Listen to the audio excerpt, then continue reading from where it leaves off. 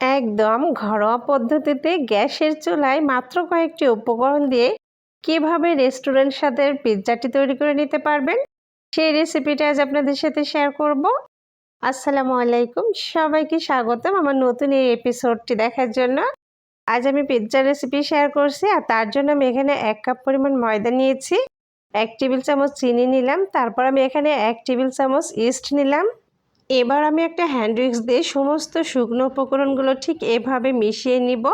আর অবশ্যই এভাবে ইস্ট ময়দার সাথে খুব ভালোভাবে মিশিয়ে নিতে হবে। পারফেক্ট পিৎজার জন্য কিন্তু পারফেক্ট একটা ডো তৈরি করা খুবই জরুরি।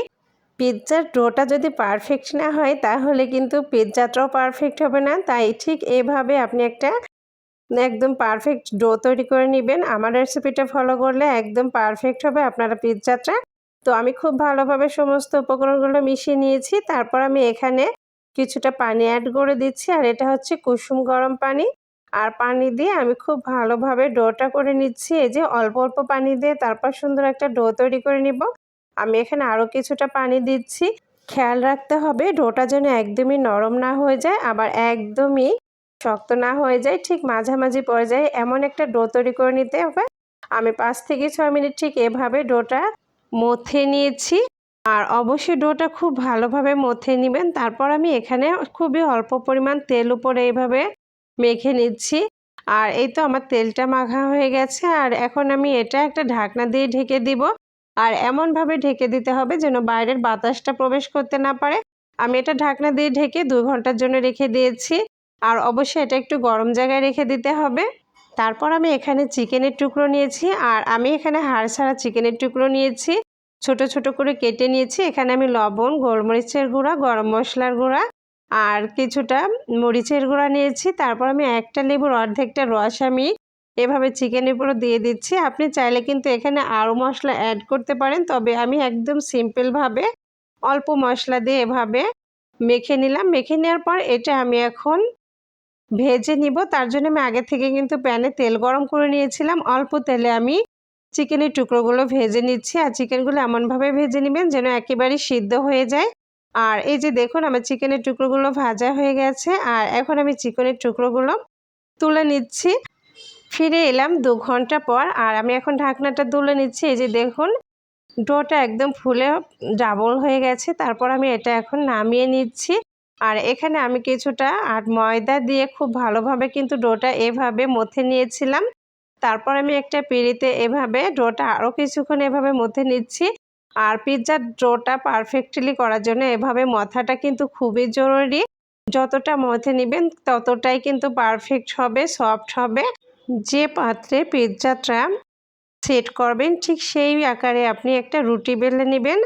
আর রুটিটা যেন একটু পুরু হয় সেই দিকে খেয়াল রাখবেন। আমার রুটিটা একদমই বেলা হয়ে গেছে।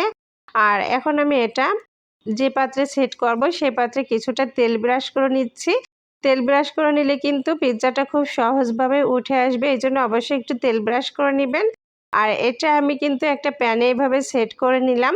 তারপর একটা কাঁটা চামচ দিয়ে ঠিক এভাবে করে নিতে হবে। আর এভাবে ছিদ্র করে নিলে কিন্তু পিৎজাটা ফুলে উঠবে না, এই জন্য অবশ্যই এভাবে ছিদ্র করে নেবেন। আমি এখানে টমেটো সস নিয়ে নিচ্ছি, আপনি চাইলে পিৎজা সসটাও দিতে পারেন। তো আমার কাছে যেহেতু টমেটো সসটাই ছিল সেহেতু আমি এটা টমেটো সস দিয়ে তৈরি করে নিচ্ছি। আর আমি সমস্ত পিৎজার গায়ে ঠিক এভাবে টমেটো সসটা লাগিয়ে নিলাম। তারপর আমি এখানে আগে থেকে ভেজে রাখা সেই চিকেনের টুকরাগুলো দিয়ে দিচ্ছি। আর এইভাবে যদি চিকেনের টুকরা দিয়ে পিৎজা তৈরি করা যায় তাহলে কিন্তু অনেক বেশি মজার হয়। আমি এখানে পেঁয়াজের রিংগুলো এভাবে সাজিয়ে দিচ্ছি। তারপর আমি এখানে দিয়ে দিব কাঁচামরিচ। আর কাঁচামরিচটা আমি একদম কুচি কুচি করে এভাবে গোল গোল করে কেটে নিয়েছি। তারপর দিচ্ছি কিছুটা গোলমরিচের গুঁড়া, আর গোলমরিচের গুঁড়াটা আমার দেওয়া হয়ে গেছে। এই পর্যায়ে আমি কিছুটা ক্যাপসিকাম দিচ্ছি। আমি এখানে গ্রিন এবং রেড কালারের ক্যাপসিকাম দিলাম। তারপর আমি এখানে কিছুটা চিলি ফ্লেক্সও দিয়ে দিচ্ছি। আর অবশেষে আমি এই যে চিজ দিয়ে দিচ্ছি। আর চিজ ছাড়া তো পিৎজার কথা ভাবাই যায় না, বেশি করে চিজ দিলে পিৎজাটা অনেক বেশি মজার হয়। চিজ দেওয়ার পর আমি আরও কিছুটা চিলি ফ্লেক্স দিয়ে ঢাকনা দিয়ে ঢেকে দিলাম। আর এ পর্যায়ে আমি একটা রুটি সেঁকা তা নিয়েছি, তাটা আমি কিন্তু গরম করে নিয়েছি। তার উপরে আমি এই যে এভাবে পিৎজার প্যান বসিয়ে আমি 5 মিনিট হাই হিট করে তারপর লো আছে 20 মিনিটের মতো বেক করে নিয়েছি। মাশাআল্লাহ আমার পিৎজাটা অসম্ভব সুন্দর হয়ে গেছে। আর কিছুটা ঠান্ডা করে তারপর আমি প্যান থেকে পিৎজাটা এভাবে নামিয়ে নিচ্ছি। আমরা সবসময় পিৎজা ওভেনে তৈরি করে থাকি, কিন্তু গ্যাসের চুলায় কিন্তু এভাবে একদম পারফেক্ট একটা রেস্টুরেন্ট স্বাদের পিৎজা তৈরি করে নিতে পারেন। আর এটা দেখলেন তো, খুবই সহজ পদ্ধতিটি আপনাদের সাথে শেয়ার করে নিয়েছি। আর রেস্টুরেন্টে যাওয়ার কোনো প্রয়োজনই নেই, আপনি এভাবে বানিয়ে আপনার পরিবারের সকলকে কিন্তু চমকে দিতে পারেন। আমার রেসিপিটা ভালো লাগলে আমার পেজটি ফলো দিয়ে লাইক, কমেন্ট, শেয়ার করবেন। সবাই ভালো থাকবেন, সুস্থ থাকবেন। আজকের মতো এখানেই বিদায় নিচ্ছি। আল্লাহ হাফেজ।